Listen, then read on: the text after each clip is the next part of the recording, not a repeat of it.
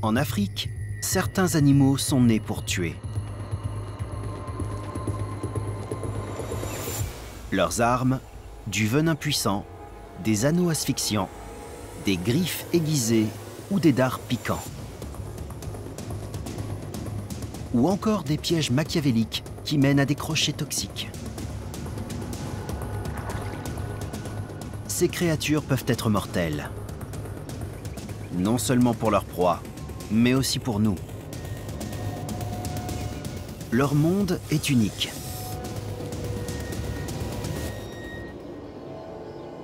Le chasseur peut y devenir le chassé. La langue utilisée est l'agression.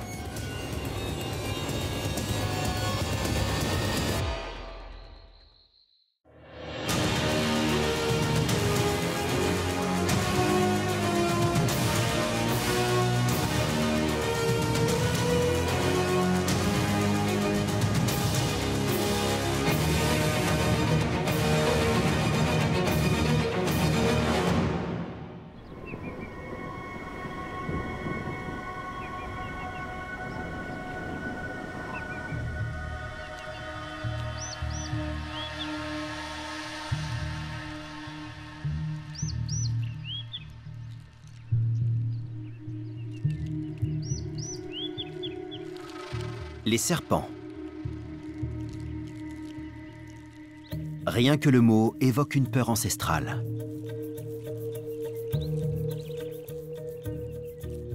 Notre aversion pour ces bêtes à sang froid est tellement universelle qu'aujourd'hui encore, de nombreuses cultures considèrent les serpents comme des envoyés du diable. Bien que la plupart soient inoffensifs pour l'homme, certains ont la réputation d'être des tueurs. Comme celui-ci. Le mamba noir est le serpent le plus craint du continent africain.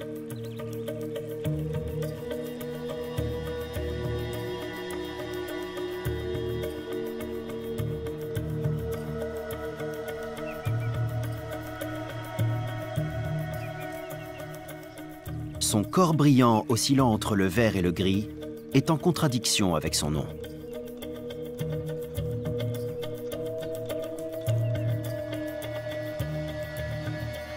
Puis, il ouvre la bouche. Si certains scientifiques ont un doute sur l'origine de cette couleur noire, la plupart pensent qu'elle a un effet dissuasif sur les potentiels prédateurs.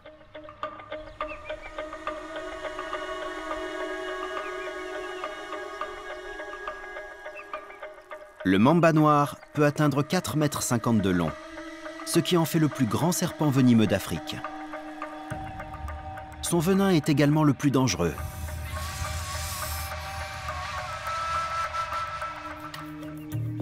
Deux gouttes suffisent à tuer un homme.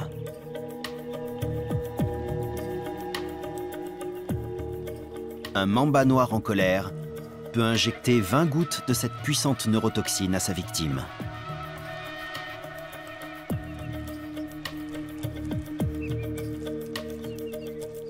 Le poison endommagera rapidement le système nerveux et sans traitement, la mort surviendra en 1 heure seulement.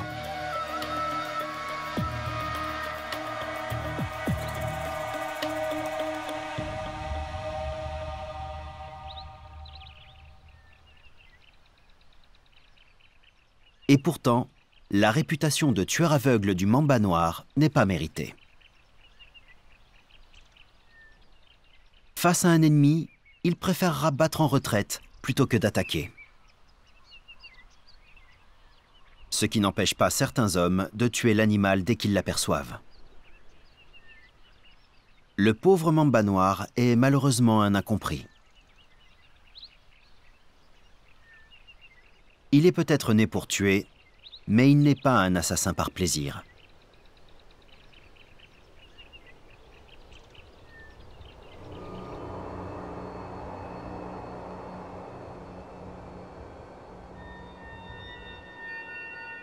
Certains affirment que tous les serpents sont dangereux. Mais c'est faux.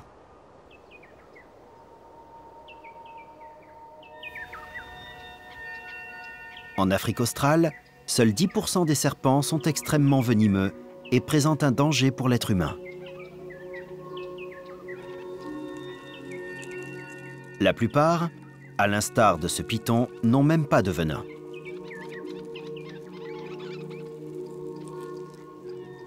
Cependant, le python a une particularité. Ce qui lui manque en toxicité, il le compense par sa taille et sa force.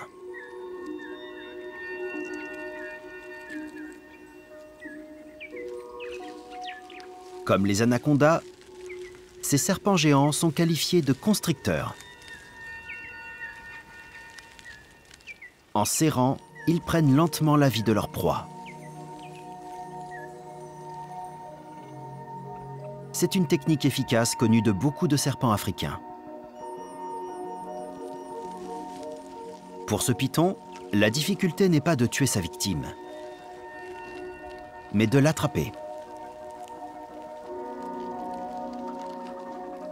Cette dernière est en effet extrêmement prudente.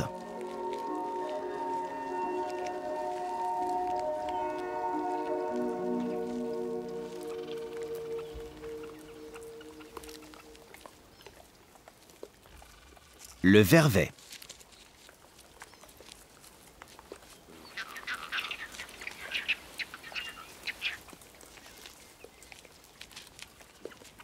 Ce groupe, mené par un mâle et une femelle alpha, vient de descendre de son lieu de repos à la cime des arbres pour se nourrir.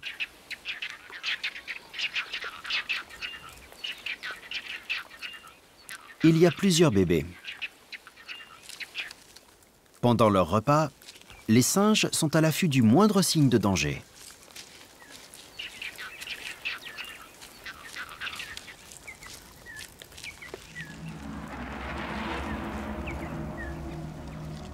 Le python ne voit pas encore les singes. Mais grâce à sa capacité d'adaptation, il n'en a pas besoin.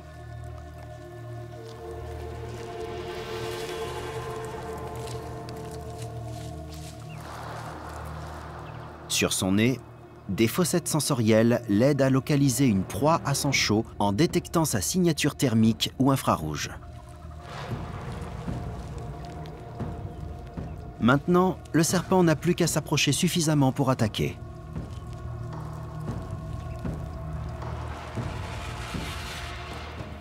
Au sol, les singes sont vulnérables. Et ils le savent. Mais ils doivent se nourrir. Tout comme le python. Ce dernier attaque trop tôt. Une sentinelle voit le serpent et lance l'alarme. Tout le groupe bondit vers les arbres salvateurs.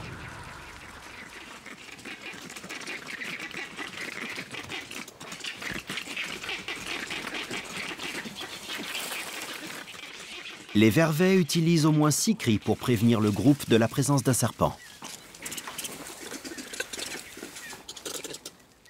Ce n'est pas vérifié scientifiquement, mais il est très probable que l'un d'entre eux soit spécifique au python.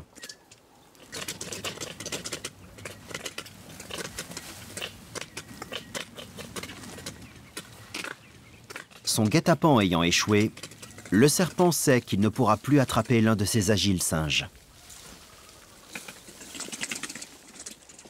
Le rôle du mâle alpha est de garder l'ennemi à portée de vue.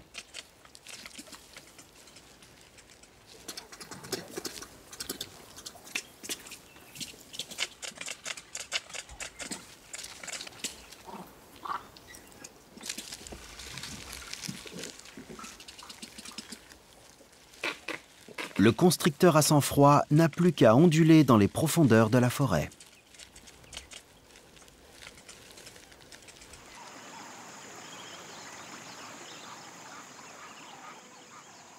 Parmi tous les serpents qui présentent un danger pour l'être humain, voici l'un des plus connus. Le cobra. Son capuchon menaçant en a fait un animal à la fois célèbre et redouté.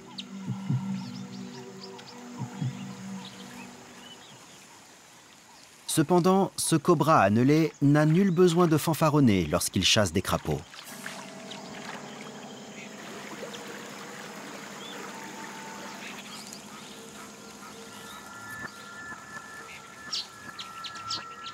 Comme la plupart des serpents, sa vue et son ouïe sont limitées. Mais il a un odorat très développé. Il sent l'air avec sa langue fourchue.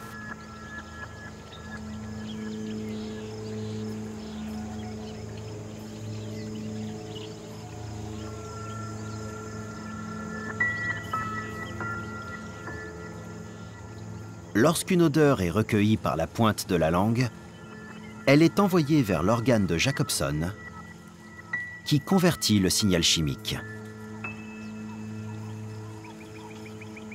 On dit que le cobra goûte l'odeur de sa proie.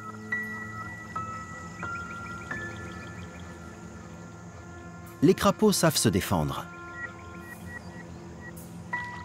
Ils ont des glandes venimeuses sur la peau. Cependant, ça ne suffit pas à décourager le cobra annelé qui se dirige vers sa proie.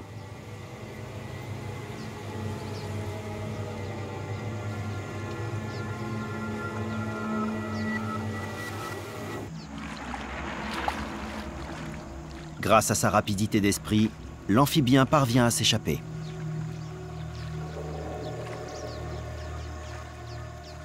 Mais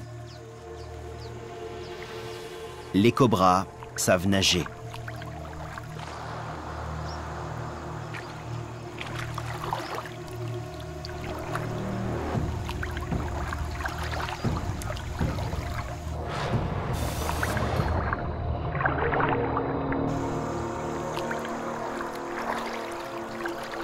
La chasse continue.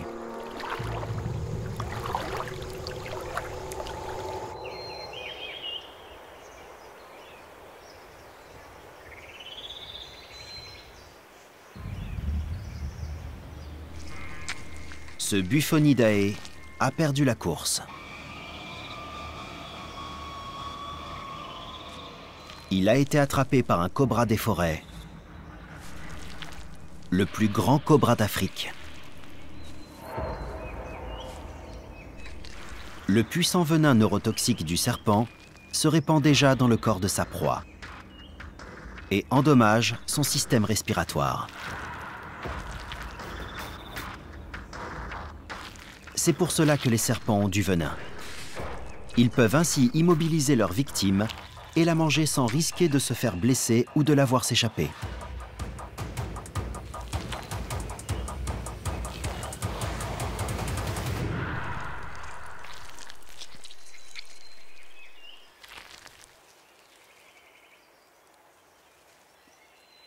Après avoir avalé le crapaud, le prédateur peut se prélasser au soleil.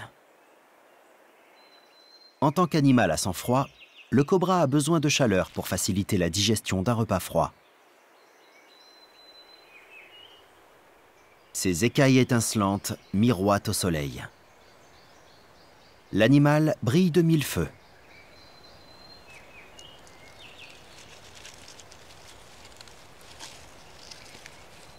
Comme tous les cobras, il est craintif par nature, mais il est né pour tuer.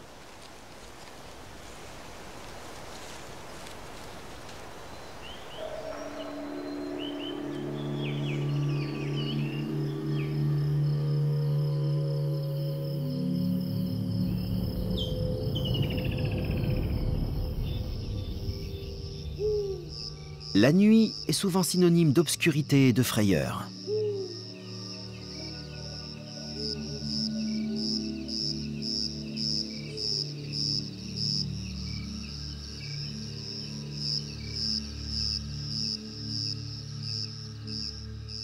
Les scorpions sont des créatures préhistoriques. Ils font partie des premiers animaux terrestres arrivés sur la planète.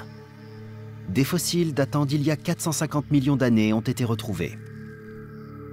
C'est 200 millions d'années avant les premiers dinosaures. Ils ont donc eu tout le temps de se disséminer. On en trouve désormais dans les endroits les plus inattendus. Dans des grottes au fin fond de la Terre ou sur des montagnes enneigées.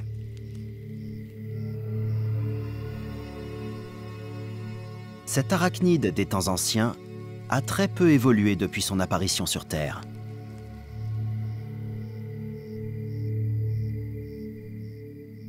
Tous les scorpions ont 8 pattes, 2 pinces et une longue queue terminée par un aiguillon venimeux.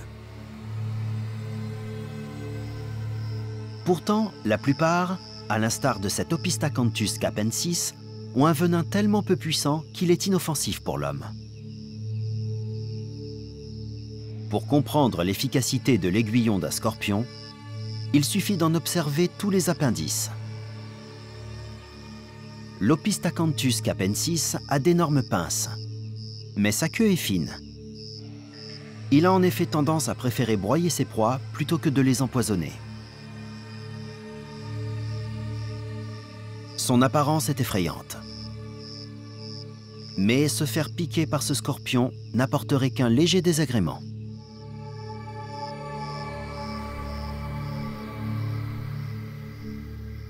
On ne peut pas en dire autant du Parabutus transvalicus. C'est l'espèce la plus venimeuse de toute l'Afrique australe.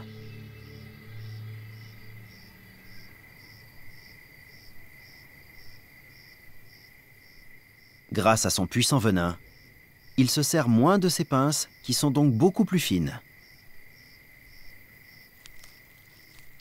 C'est le scorpion le plus dangereux du sud du continent africain.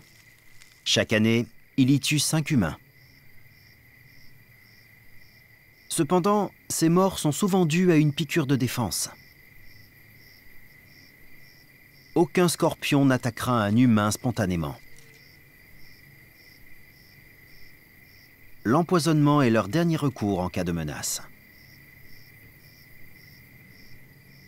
En général, leur aiguillon est destiné à une proie.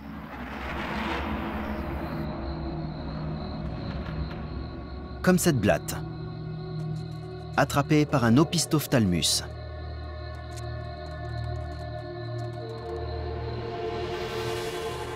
Le scorpion a suffisamment de venin pour tuer l'insecte.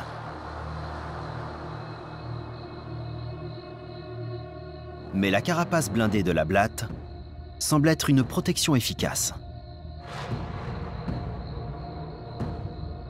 Le prédateur ne trouve pas le moyen de l'achever.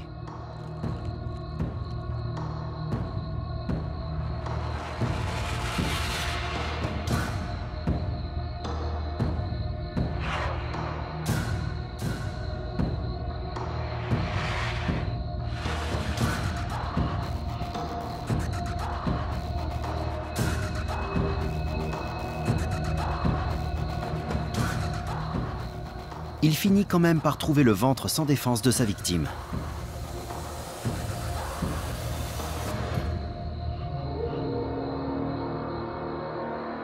Dès que l'injection létale a été administrée, l'insecte n'a plus aucun espoir de survie.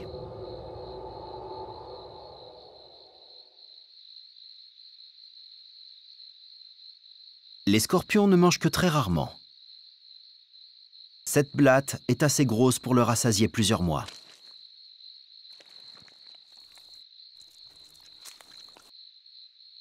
Un autre prédateur nocturne hante le désert aride de l'Afrique du Sud. Lui a des habitudes alimentaires bien différentes.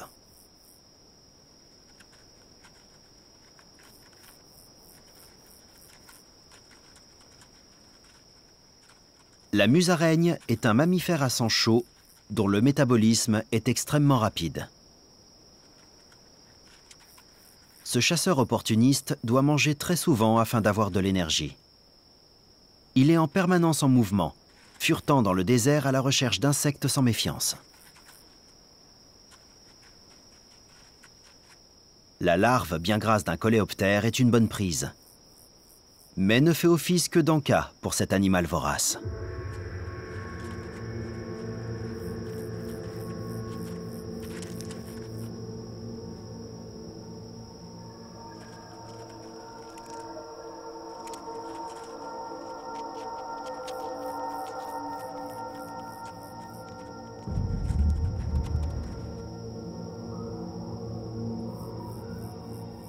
Le régime des musaraignes est composé de nombreux invertébrés.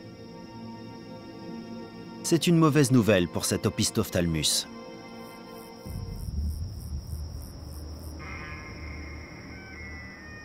Cette espèce de scorpion est bien moins venimeuse qu'un Buthidae. Cependant, contre une petite musaraigne, sa queue et ses puissantes pinces peuvent être un bon moyen de défense. Heureusement pour elle, la musaraigne est incroyablement rapide. Elle est capable de désarmer un scorpion avant même que ce dernier ne se serve de ses armes. Dès que la musaraigne sent l'arachnide, elle lance son attaque.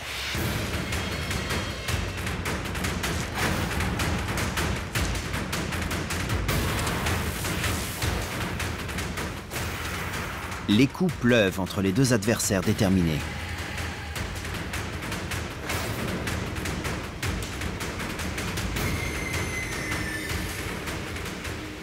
Cette fois, ce sont les pinces géantes qui remportent la bataille. Certains animaux combattent pour manger, d'autres luttent pour survivre. Le scorpion est trop grand et bien trop armé pour la musaraigne. L'arachnide est indemne. Ce n'est pas toujours le cas quand le prédateur devient la proie.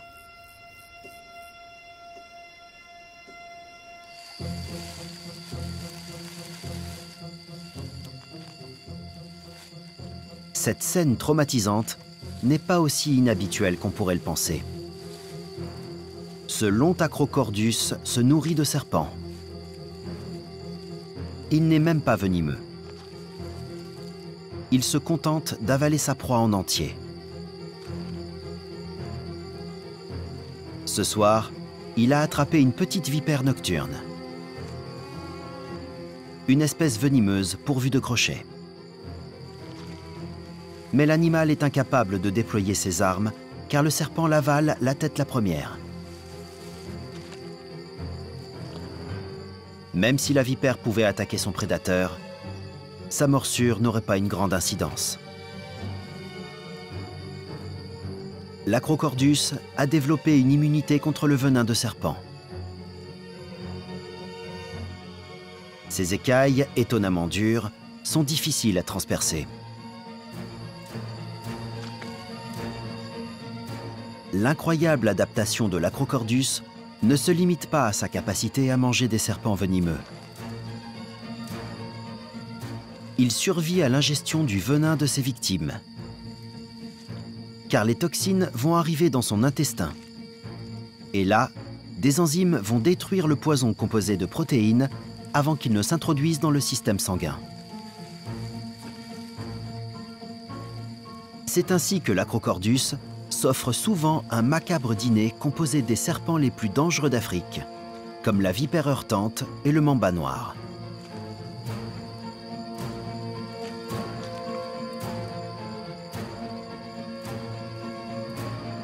Centimètre par centimètre, la vipère nocturne disparaît.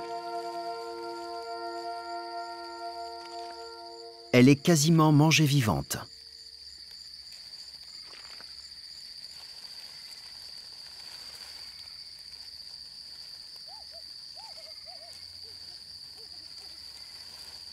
Difficile à croire, mais ce serpent peut se montrer par ailleurs discret et docile. Et il ne représente aucun danger pour les humains.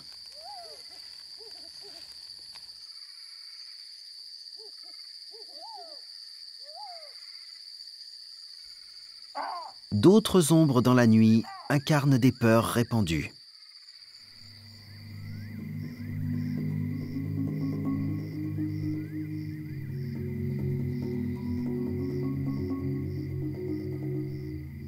La seule vue de leur silhouette peut provoquer une crise d'arachnophobie.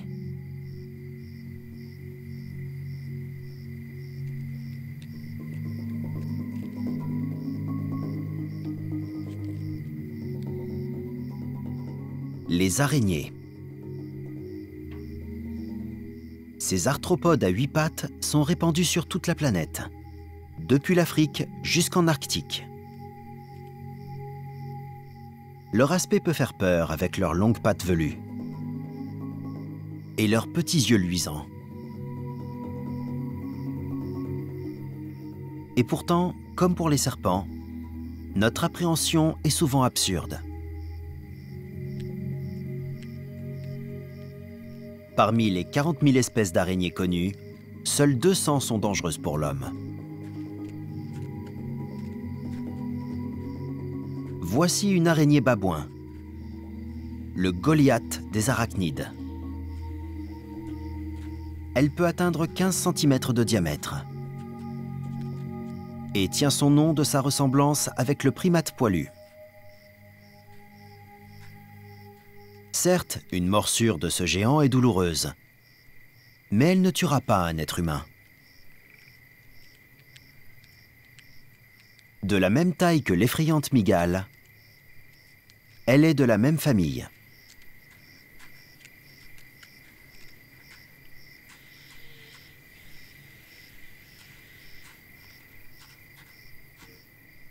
L'araignée la plus venimeuse du monde est de taille bien plus modeste.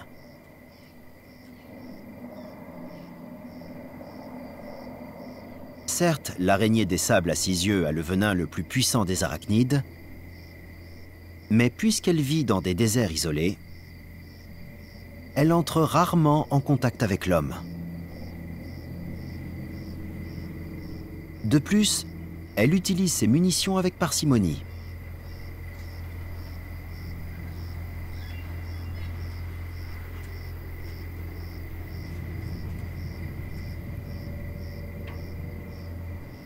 Le craintif animal ne daigne même pas mordre cette créature géante qui lui marche sur le dos.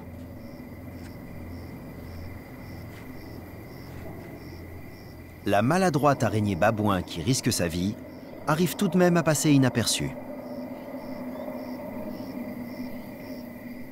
Elle est concentrée sur ses activités nocturnes. La chasseuse tend son piège.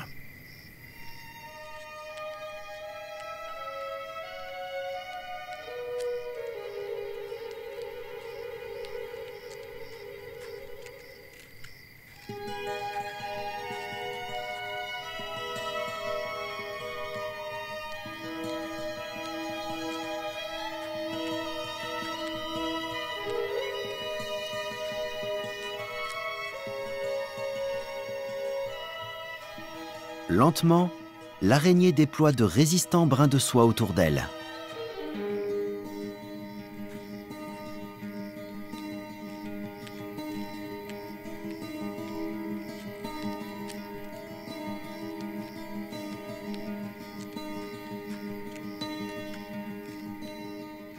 Chaque fil est bien tendu. C'est un système d'alarme méticuleusement installé.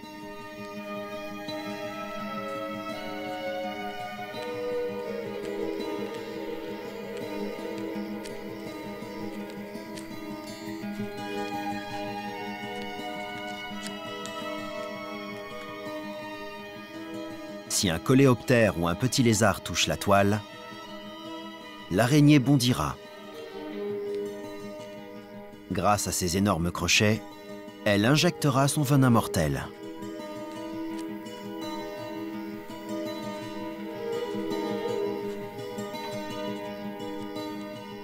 Maintenant que le piège est prêt, l'animal rusé se retire dans son abri de soie et attend.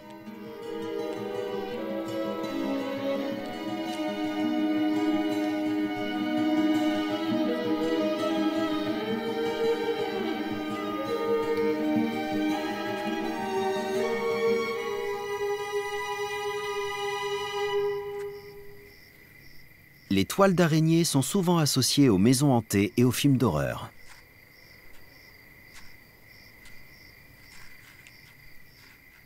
Mais pour certains peuples amérindiens, c'est la déesse araignée qui aurait créé la vie. Elle aurait façonné les animaux et les plantes avec un mélange d'argile et de sa propre salive. Puis, elle aurait tissé une toile qu'elle aurait aspergée de rosée et envoyée dans le ciel pour créer les étoiles.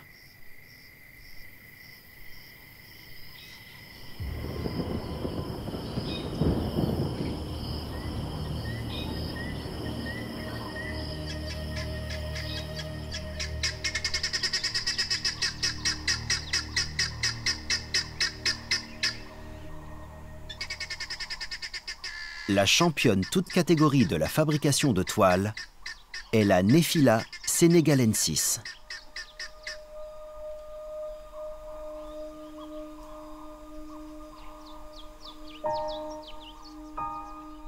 elle fabrique un piège mortel doré.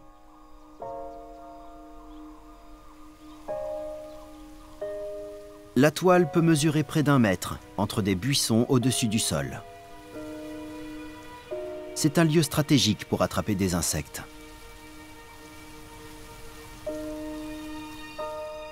La couleur dorée des fils de soie attire les abeilles dans les rayons du soleil et se confond avec le feuillage à l'arrière-plan lorsque la toile est à l'ombre. Le piège est solidement arrimé par des brins particulièrement résistants. D'un côté, les fils sont finement entrelacés comme pour créer un bouclier contre de potentielles attaques d'oiseaux.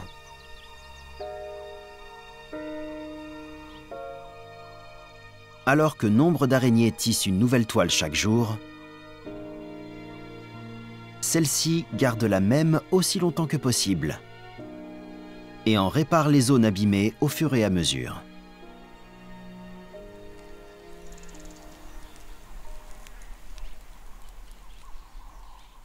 C'est la tête en bas, au centre de son œuvre, qu'elle se sent le plus à l'aise.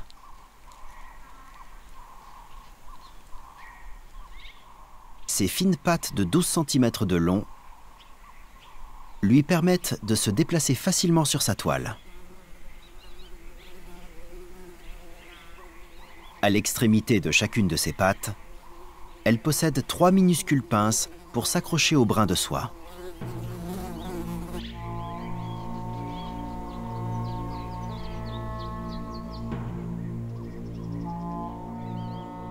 Ce matin, sa malheureuse victime est une mouche.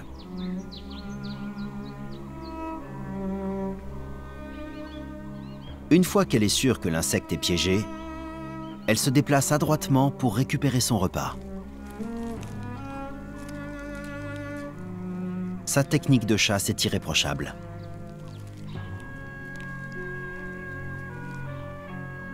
Tel un témoignage de ses exploits, des restes d'insectes pendent au centre de sa toile.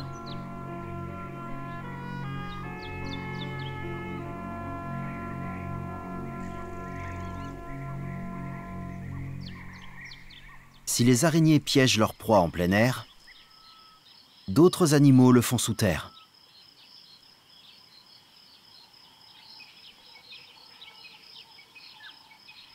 Chaque jour en Afrique, des animaux luttent pour survivre. De la plus grosse créature à la plus petite bestiole.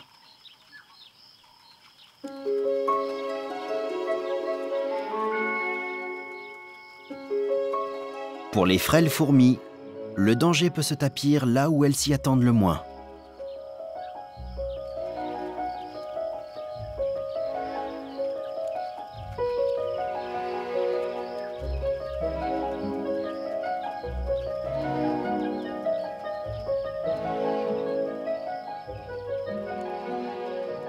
Sans le savoir, celles-ci ont construit leur fourmilière en plein cœur d'un champ de mines.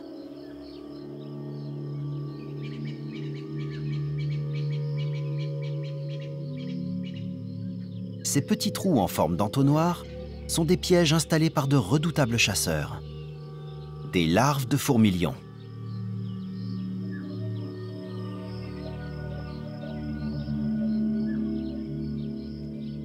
Cet étonnant insecte met jusqu'à 3 ans avant d'atteindre son poids définitif. Il en est alors au stade de la nymphe. Puis, il deviendra un adulte et ressemblera à une libellule.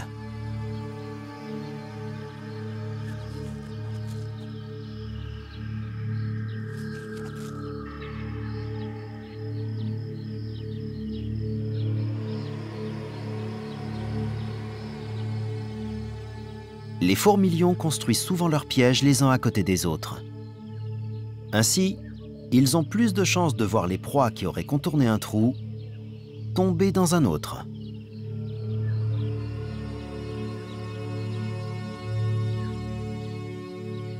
Le fourmilion attend au fond du piège,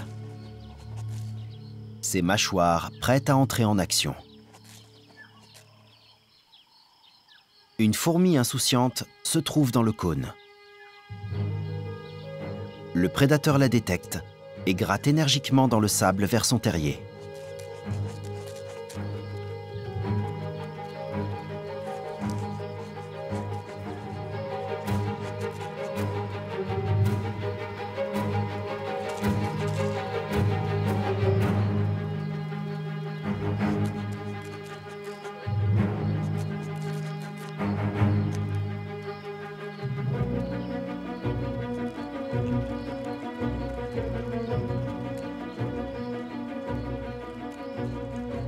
La fourmi lutte vaillamment pour sortir du trou.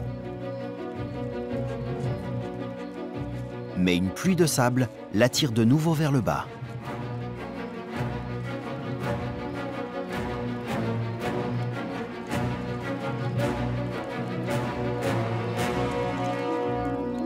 Le fourmilion arrive enfin à l'attraper solidement.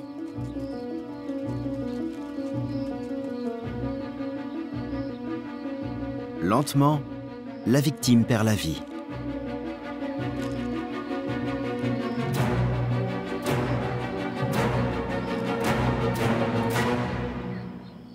La bataille est terminée.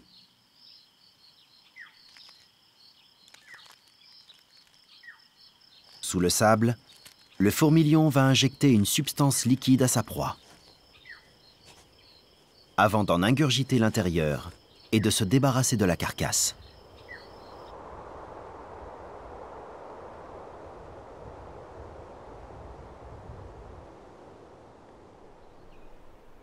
La plupart des animaux ont peur des plus gros qu'eux. En effet, dans la nature, peu de créatures courent le risque d'être mangées.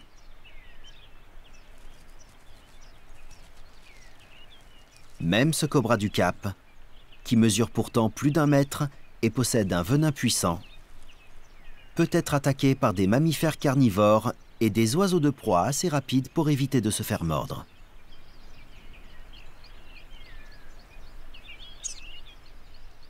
Son sang-froid contraint le serpent à se mettre au soleil pour faire remonter sa température corporelle après une nuit froide. Dès qu'il est réchauffé, il peut passer à l'action. Le serpent possède l'un des venins les plus puissants de tous les cobras africains. Il le produit dans des glandes reliées à une paire de crochets creux.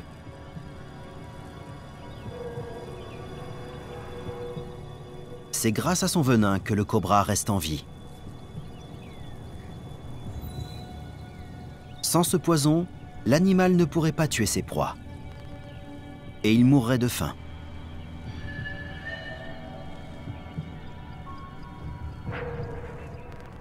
Après une traversée à découvert sur ces rochers, le cobra a trop chaud.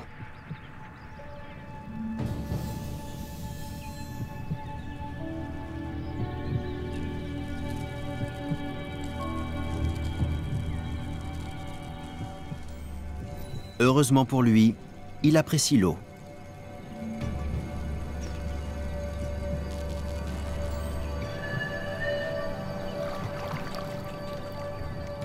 Mais il ne peut pas profiter tranquillement de la baignade. Le prédateur le plus dangereux de la planète rôde dans les environs.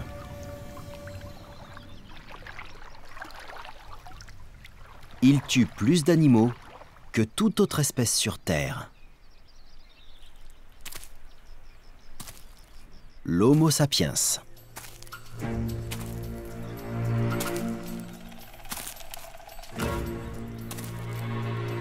Pour un serpent, tout comme pour bon nombre d'animaux, se retrouver face à un humain peut mener à la mort.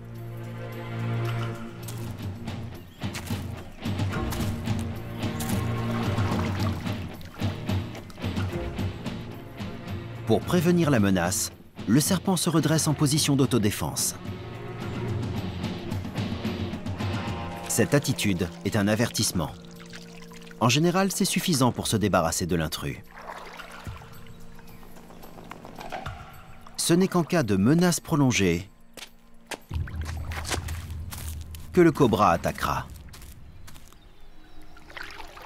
Ce genre de situation nous montre bien le degré d'incompréhension qui existe dans notre relation à cet animal petit et dangereux. En fait, les animaux ont bien plus peur de nous que nous avons peur d'eux. Souvent, ils attaquent pour se défendre. S'ils mordent ou s'ils piquent, c'est qu'ils sont effrayés. Malheureusement, si la morsure vient d'un cobra du Cap, alors la mort est presque certaine. Dans la région du Cap, en Afrique du Sud, c'est le serpent le plus meurtrier.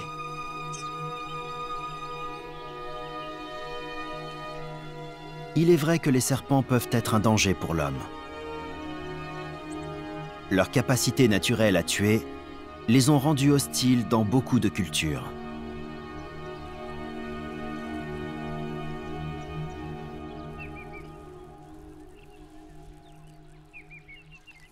En Afrique, le mamba noir a même obtenu un statut mythique. Et on le croit capable de chercher à se venger.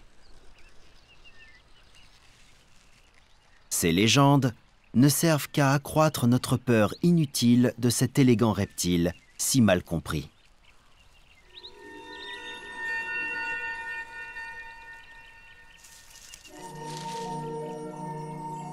Le mamba noir est en fait comme tous les animaux. Il ne cherche qu'à survivre. Pour cela, il doit se nourrir et se reproduire.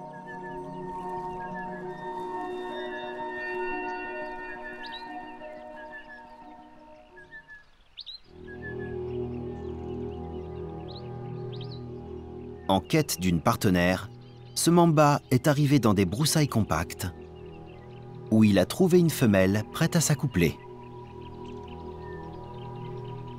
Elle vient tout juste de muer. Un morceau de son ancienne peau est toujours attaché à son nez. Ça ne fait pas fuir son prétendant, qui répond à un signal hormonal et non visuel.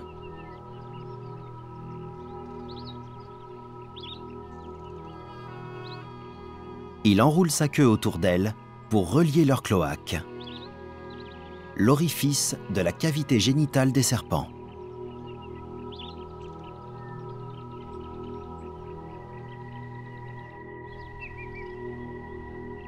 Le mâle introduit alors son organe sexuel appelé hémipénis,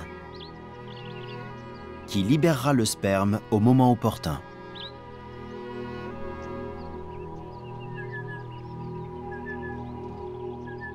Les mambas noirs s'accouplent une fois par an.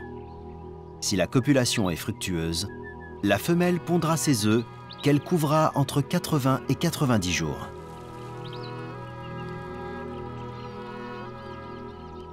C'est la relation intime de deux créatures mortelles qui peut durer entre 1 heure et 1 journée entière. La tendresse de leur rapport nous offre une image rare de la vie privée du serpent le plus craint d'Afrique.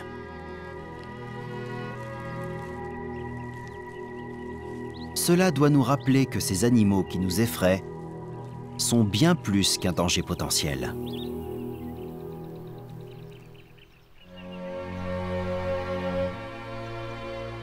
Ce sont les créatures qui réveillent en nous les plus effroyables des peurs. Les serpents, les scorpions et les araignées. Chacun a ses propres techniques de chasse.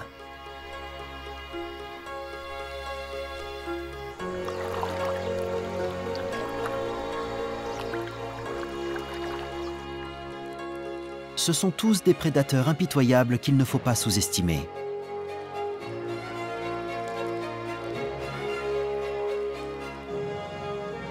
Et pourtant, plus on en sait sur eux, plus on comprend que ces prédateurs n'ont pas une once de méchanceté en eux.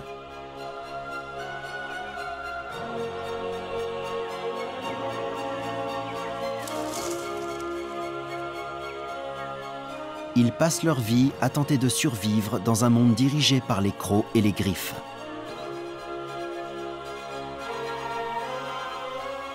Cependant, l'être humain doit continuer à les respecter. Quand bien même ils sont nés pour tuer.